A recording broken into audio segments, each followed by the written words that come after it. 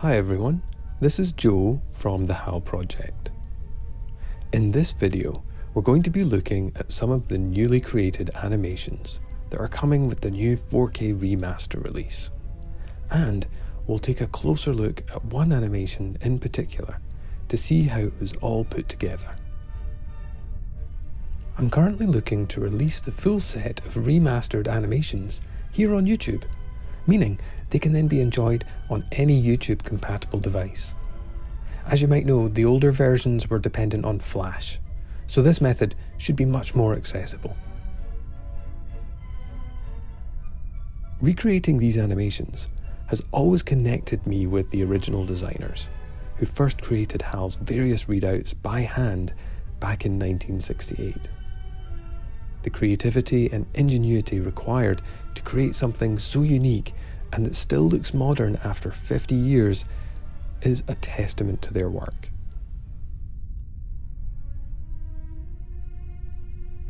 The first new animation I want to show is the introduction sequence for the BBC 12 programme The World Tonight.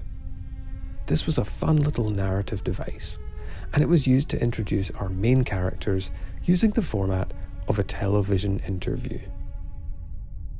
Let's look at the animation in action. Note the IBM branding on Frank's telepad. Most of you probably know the letters IBM are just one letter removed from HAL, something Arthur C. Clarke and Stanley Kubrick put down to pure coincidence. So one of the challenges involved with this animation was understanding how the transmission static was created for the film. And we can do this by freezing each frame to determine how this effect was achieved, and then recreate it. It was also fun recreating the background for the BBC logo. This uses a series of geometric shapes to form a pattern. It definitely has that retro futurism aesthetic that we see so much of in early science fiction films of the time. Here's the finished animation.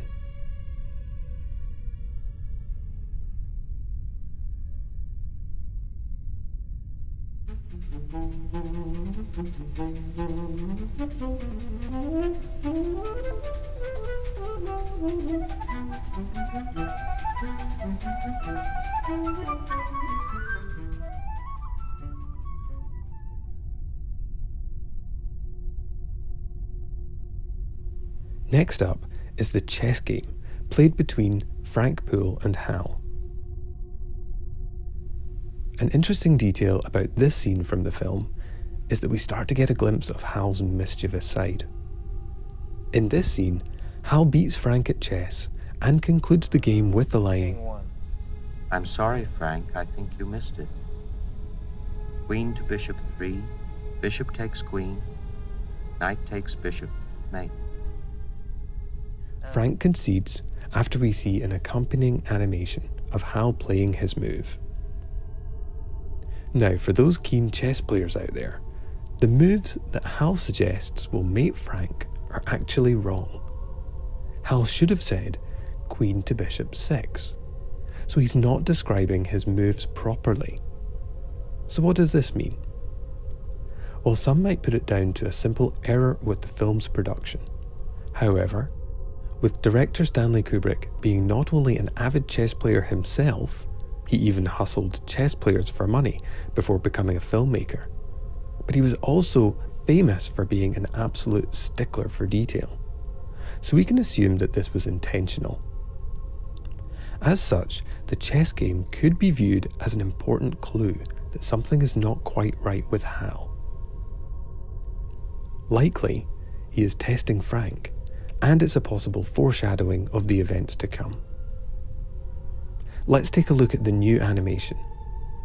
You'll notice I've had to redraw the chess pieces to maintain film accuracy here.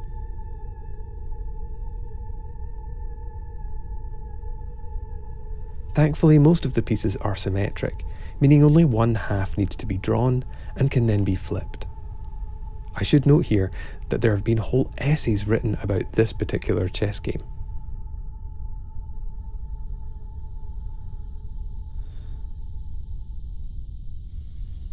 Another new animation is for the AE35 unit inspection. This animation appears after Dave Bowman removes the unit after an instruction from HAL that it's faulty. Now I'd like to talk more about this specific animation in detail. In all honesty, I'd avoided doing the full animation for previous releases because it just seems so hard to do. And for those familiar with the project, you'll know I instead opted to use a spinning monolith. But for this new 4K release, it had to be right. So let's look at the component parts and how they're put together. First we have a rotating X-ray view of the AE35 unit itself. In total, this short clip uses over 50 separate frames of animation, and each frame from the film has a text overlay. And this needs to be removed so that we can replace it with a clean text overlay.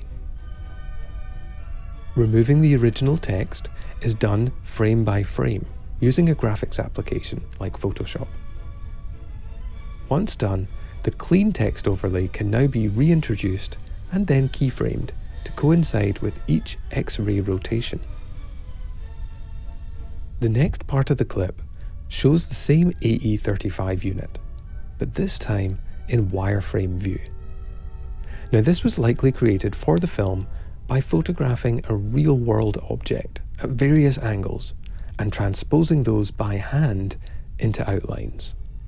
So as before, we need to isolate the animation frames where the wireframe diagram has a unique perspective, and again remove the text overlay.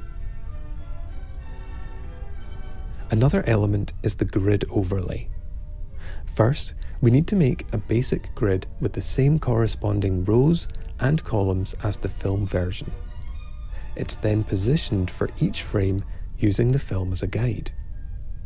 Once all elements are in place, they can then be coloured, and the animation crossfades between each frame can then take place. Now we can add back in our clean text overlays and animate those also. The next part of the clip is where things start to get really tricky. Here we see Dave Bowman and HAL inspecting the physical circuit board connections for the AE35 unit. This animation is made up of around 60 separate frames, each with a seemingly different board diagram displayed for just one frame each. This was a daunting task. So the first thing I did was to screenshot each frame of animation, and I noticed something interesting.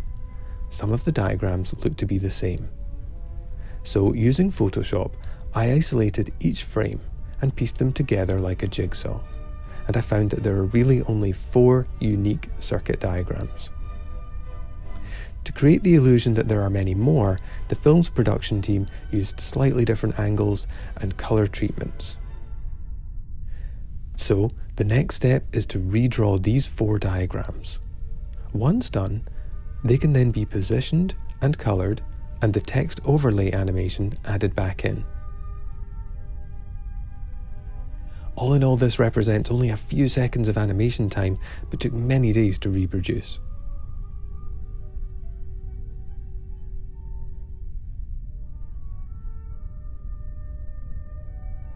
So that's a taster of what's to come.